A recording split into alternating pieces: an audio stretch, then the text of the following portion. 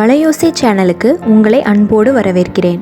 இந்த வீடியோவில் இன்றைக்கி நம்ம பார்க்க போகிறது ரொம்பவே டேஸ்டியான அதே சமயம் சிம்பிளாக பண்ணக்கூடிய ஒரு சூப்பரான ரவா பாயாசம் எப்படி பண்ணலான்னு வாங்க வீடியோக்குள்ளே போய் பார்க்கலாம்.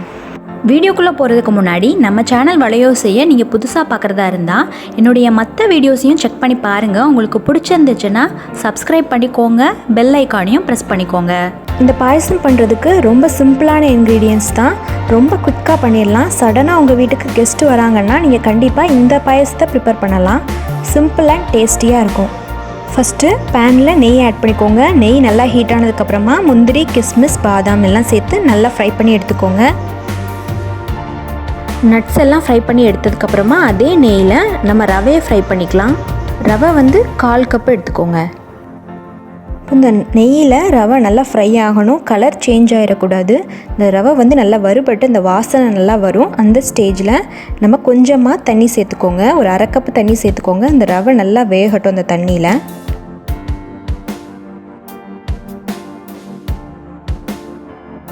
நம்ம ஆட் பண்ண தண்ணி எல்லாத்தையுமே இழுத்துட்டு ரவை இப்போ நல்லா வெந்து வந்திருக்கு. பேனில் ஒட்டாமல் ரவை எப்படி சுருண்டு வருது பாருங்கள். நம்ம ஆட் பண்ண நெய்யும் இப்போ நல்லா வெளியில் வந்திருக்கு. இந்த ஸ்டேஜில் நம்ம காய்ச்சின பால் சேர்த்துக்கலாம். நான் இன்றைக்கி சேர்த்துருக்க பாலோட அளவு பார்த்துக்கிட்டிங்கன்னா 1/2 லிட்டர் சேர்த்துருக்கேன். இப்போ இந்த ரவை எதுவுமே கட்டி இல்லாத அளவுக்கு நல்லா அந்த பாலோடு சேர்த்து மிக்ஸ் பண்ணி விடுங்க.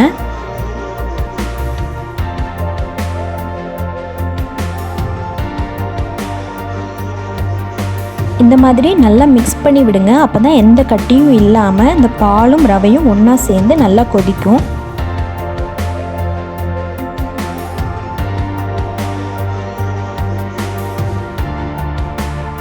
இந்த ஸ்டேஜில் நமக்கு தேவையான அளவுக்கு சுகர் ஆட் பண்ணிக்கோங்க.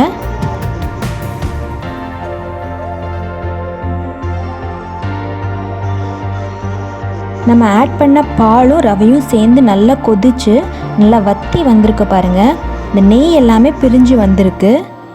இந்த ஸ்டேஜில் 2 ஏலக்காய் சேர்த்துக்கோங்க. இந்த ஏலக்காய், பால், நெய் அந்த ரவையோடு சேர்ந்து கொதித்து நல்லா திக்காகி வரும்போது டேஸ்ட்டு சூப்பராக இருக்கும்.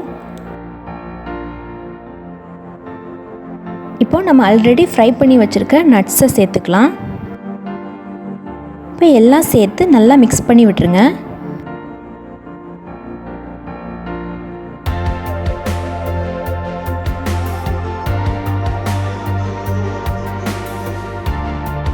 அவ்வளோதான், நல்ல நெய் மதக்க சூப்பரான ரவா பாயசம் ரெடி.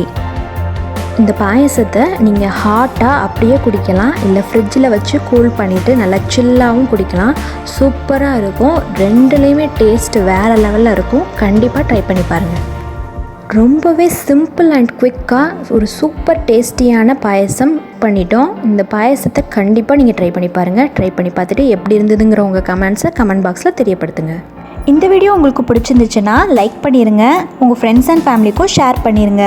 தொடர்ந்து நம்ம சேனல் வலையோசையில் வர வீடியோஸ் எல்லாத்தையும் நீங்கள் மிஸ் பண்ணாமல் பார்க்கணுன்னா நம்ம சேனல் வலையோசையை சப்ஸ்கிரைப் பண்ணிக்கோங்க.